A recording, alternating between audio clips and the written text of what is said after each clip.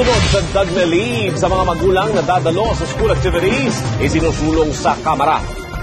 Punit o dumi sa passport, posible nga bang maging sagabal sa pagbiyahe? Tutukan sa tapat na po. Lahat na yan sa pagbabalik ng TV Patrol Weekend.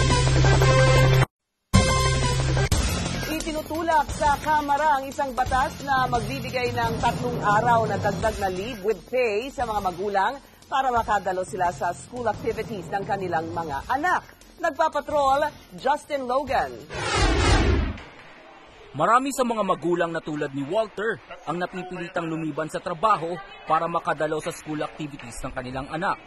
Kaya't isinulong ni Bacolod Representative Bing Leonardia na obligahin ang mga employer na magbigay ng 3 araw na karagdagang leave with pay sa loob ng 1 taon. Ito ay para mabigyan ng pagkakataon ng mga magulang na samahan ng anak sa mga programa sa eskwelahan. Favorable yan para magkaroon ng additional bonding, lalo na sa mga nag-work katulad ko. Pabor dito ang mga guro.